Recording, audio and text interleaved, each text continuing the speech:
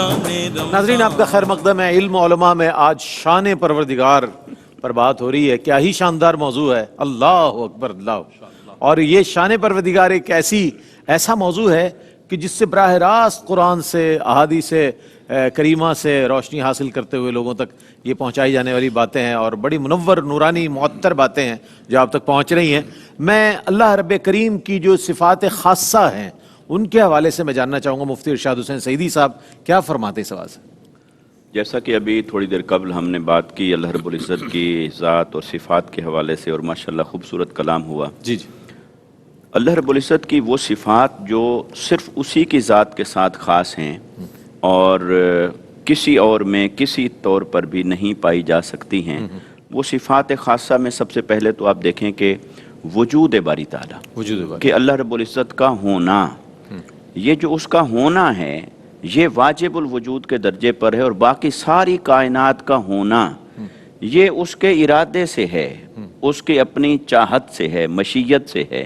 اور ساری کائنات میں سے ہر ایک کا وجود وہ ممکن کے درجے پر ہے، امکان کے درجے پر ہے، وہ ہو بھی سکتا ہے، وہ نہیں بھی ہو سکتا ہے۔ اسی طرح اللہ رب العزت کی جو صفت مبارکہ ہے اس کی صفت قدرت، یہ ایک ایسی صفت ہے جو اس کی ذات کے ساتھ جڑی ہوئی ہے، اور اسے ہی قدرت ہے ساری کائنات میں، اور اس نے انبیاء کرام کو بہت ساری شانیں عطا فرمائی، ان کو طاقت عطا فرمائی، ملائکہ کو طاقت عطا فرمائی، انسانوں کو طاقت عطا فرمائی، مگر ہر ایک کے پاس جو طاقت ہے وہ اللہ کی عطا کردہ ہے، اور اس کی جو قدرت ہے وہ سب پر حاوی ہے۔ اسی طرح اس کی صفت مبارکہ ہے صفت ارادہ، ساری کائنات کا ظہور اسی صفت کے نتیجے میں ہوا، جیسے اللہ رب العزت نے ارشاد فرمایا انما امرہ اذا اراد شیئا ان یقول له کن فیکون۔ اس کا امر اور سارا امر کائنات تو یہی ہے کہ وہ جب کسی شے کا ارادہ فرما لیتا ہے تو پھر وہ اسے کہتا ہے ہو جا، پھر وہ ہو جاتی ہے۔ تو اللہ رب العزت کی جتنی صفات ہیں، اس کو میں یوں عرض کروں گا کہ صفات کے بارے میں ہمارے علماء علم کلام نے یہ فرمایا ہے کہ اس کی صفات نہ تو ذات کا عین ہیں نہ ہی ذات کا غیر ہیں، بلکہ اس کی ذات کا مقتضا ہیں اور اس کی ذات کا لازمہ ہیں۔ یعنی ایک ہے اس کی ذات، جو صفات ہیں صفات کو اس کی ذات نہیں کہیں گے، لیکن اس کی ذات سے جدا بھی نہیں ہیں، اس کی ذات سے جڑی ہوئی ہیں، اس کی ذات کا لازمہ ہیں، اس کی ذات کا مقتضا ہیں، نہ تو اس کا غیر ہیں نہ ہی اس کا عین ہیں۔ اچھا، پھر جو اللہ رب العزت کی صفات ہیں اس کے بارے میں یہ کہ اس کی صفات اس نے تخلیق نہیں فرمائی، بلکہ جیسے اس کی ذات از خود ہے اسی طرح اس کی صفات بھی ذات کے ساتھ جڑی ہوئی ہیں۔ پھر اس کی جتنی صفات ہیں، کبھی کبھار ایسے ہوتا ہے کہ اس کی صفات کا جو رنگ ہے وہ ہمیں انسانوں میں نظر آتا ہے، جیسے اللہ رب العزت سمیع اور بصیر ہے، ایسے ہی اللہ رب العزت نے انسان کو بھی سمیع اور بصیر بنایا ہے، اور فرمایا وَجَعَلْنَاهُ سَمِيعًا بَصِيرًا۔ اسی طرح وہ حی ہے، اور اس نے ہمیں بھی حیات عطا فرمائی، مخلوق کو بھی حیات عطا فرمائی۔ اس میں علماء کرام نے کہا کہ یوں نہیں کہا جائے گا کہ یہ اللہ کی صفات ہیں جو بندوں میں ہیں، یہ نہیں کہیں گے، بلکہ یہ کہیں گے کہ اللہ رب العزت نے اپنی صفات کا فیض یا اس کا رنگ یا اس کی برکت اپنے بندوں کو عطا فرمائی ہے۔ تو اس کی جتنی صفات ہیں اس میں اور پھر مخلوق کی صفات میں یوں فرق کیا جائے گا کہ اس کی تمام صفات ذاتی ہیں، اور مخلوق کی جملہ صفات جہاں نظر آ رہی ہیں وہ اللہ رب العزت کی عطا سے ہیں، اس کی تمام صفات ازلی اور ابدی ہیں، قدیم ہیں، اور مخلوق کی جملہ صفات جو ہیں وہ حادث ہیں۔ اس کی جتنی صفات ہیں وہ لا متناہی ہیں، اور مخلوق کی جتنی صفات ہیں وہ متناہی ہیں۔ گویا اللہ رب العزت نے انبیاء کرام کو، صالحین کو، ملائکہ کو، جس کو جو کچھ عطا فرمایا ہے وہ سب اسی کا مرہون منت ہے، اسی کی عطا سے ہوا ہے، اور اللہ رب العزت اپنی ذات میں، صفات میں، افعال میں اور اسماء میں وہ وحدہ لا شریک ہے اور بے مثل ہے۔ بہت خوبصورت۔ اچھا، ہم نے صفات خاصہ جو ہیں اس پر بات کی۔ اچھا، صفات ثبوتیہ کے حوالے سے ہم، چونکہ یہ وہ اصطلاحات ہیں علامہ صاحب کہ جو عوام میں نہیں ہیں، علماء حضرات ہی اس کو صحیح معنوں میں اس کی تفہیم بیان فرماتے ہیں اور اس کی تشریحات، آپ کیا فرمائیے گا اس حوالے سے؟ دیکھیں، رب تبارک و تعالیٰ کی صفات دو طرح کی ہیں، ایک صفات ثبوتیہ ہیں اور ایک صفات سلبیہ ہیں۔ آپ نے ثبوتیہ کا سوال مجھ سے پوچھا ہے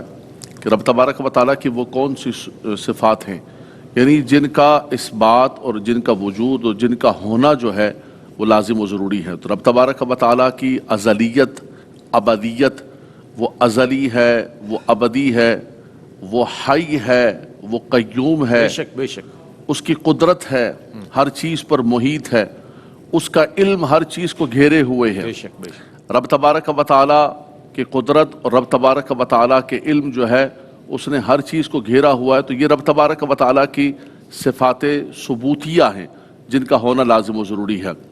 ایک تو سب سے پہلی گفتگو کی گئی کہ رب تبارک و تعالیٰ کی جتنی بھی چیزیں ہیں وہ کسی نے عطا نہیں کی ہیں بلکہ خود رب تبارک و تعالیٰ کی ذات کے اندر ہے، اور باقی جتنی مخلوق کو جو عطا کیا گیا ہے وہ سب کا سب عطائی ہے۔ مثال کے طور پر ایک وصف ہے رب تبارک و تعالیٰ کا، رب تعالیٰ فرماتا ہے ان اللہ بالناس لرؤوف الرحیم،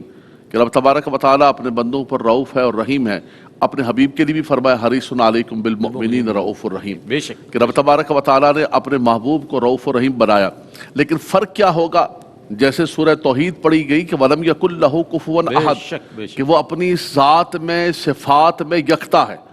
اب کتاب توحید کے اندر دونوں وصف بیان کیے گئے ہیں۔ رب تبارک و تعالیٰ کی صفت وہ ازلی ہے، ابدی ہے، قدیم ہے، اور جو بندوں کو یا محبوبین کو یا انبیاء کرام کو یا امام الانبیاء کو عطا کی گئی ہے وہ عطائی صفت ہے، رب تبارک و تعالیٰ نے عطا فرمائی۔ علم کے حوالے سے علامہ صاحب نے بہت خوبصورت گفتگو فرمائی کہ رب تبارک و تعالیٰ کو جو علم کا وصف ہے اور جو صفت ہے رب تبارک و تعالیٰ کی، اس نے تو ہر چیز کو گھیرا ہوا ہے۔ یعلم خائنۃ الاعین وما تخفی الصدور، آپ نے فرمایا کہ سینوں کے اندر جو چیز چھپی ہوئی ہے، آپ اندازہ کر لیجیے اب آنکھ ہے وہ خائن ہے، دنیا کا کون سا تھرمامیٹر ہے، پیرامیٹر ہے جو اس کو ناپے گا؟ یہ صرف میرا مالک و مولا ہی جان سکتا ہے کہ کس کی آنکھ امین ہے اور کس کی آنکھ خائن ہے۔ اللہ اکبر۔ پھر دلوں کے اندر جو اٹھنے والے خیالات ہیں، تصورات ہیں، وساوس ہیں، الذی یوسوس فی صدور الناس اجتنبوا کثیرا من الظن ان بعض الظن، پھر وہ عزم آگے، وہ وسوسہ جو ہے وہ آگے بڑھتا ہے اور عزم کی کیفیت اختیار کر جاتا ہے اور اس درجے میں چلا جاتا ہے کہ جب انسان پر پکڑ ہوتی ہے۔ یہ ساری کی ساری چیزیں صرف رب تبارک و تعالیٰ ہی جان سکتا ہے، کیا بات، اس کے سوا وہی ذات ہے، وہ الہ ہے، وہ ہمارا خالق و مالک ہے۔ حکیم لقمان نے اپنے بیٹے کو کئی نصیحتیں فرمائی، فرمایا یا بنی لا تشرک باللہ ان الشرک لظلم عظیم۔ ایک بڑی پیاری نصیحت فرمائی رئیس بھائی، آپ نے بیٹے سے کہا کہ یا بنیا، اے میرے بیٹے، انہا ان تک مثقال حبۃ من خردل فتکن فی صخرۃ او فی السماوات او فی الارض یأتی بها اللہ۔ میرے بیٹے، رب تعالیٰ کی بارگاہ کے اندر یہ ایمان رکھنا کہ کوئی ذرہ برابر چیز بھی اگر کوئی چٹانوں میں چلی جائے، پہاڑوں میں چلی جائے، آسمانوں میں، زمینوں میں، کہیں بھی گم ہو جائے، فرمایا میرے بیٹے سب سے پہلے تجھے نصیحت یہ ہے کہ اپنے رب کے بارے میں یہ ایمان رکھنا کہ یأتی بها اللہ ان اللہ لطیف خبیر۔ کیا بات ہے، فرمایا کہ وہ لطف و کرم کرنے والا اور خبر رکھنے والا ہے، وہ جانتا بھی ہے اور اس کو اٹھا کے لے کر آ جائے گا۔ تو یہ رب تبارک و تعالیٰ کی صفات ثبوتیہ ہیں جن کا ماننا، جن پر ایمان رکھنا لازم و ضروری ہے۔ کیا بات ہے، سبحان اللہ سبحان اللہ۔ خوبصورت کلمات آپ تک پہنچ رہے ہیں شان پروردگار کے عنوان پر۔ مزید کلام کریں گے، ایک وقفہ ہے، وقفے کے بعد لوٹتے ہیں، ہمارے ساتھ رہیے گا۔